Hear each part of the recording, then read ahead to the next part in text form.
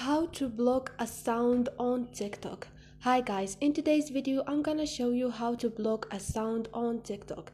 So first thing you're gonna do, go to your TikTok application, and if you're always like hearing the same sound on a trend or something and you don't like the sound, all you're gonna do is keep tapping on the screen, and this is you have save video, add to favorite, report, and not interested.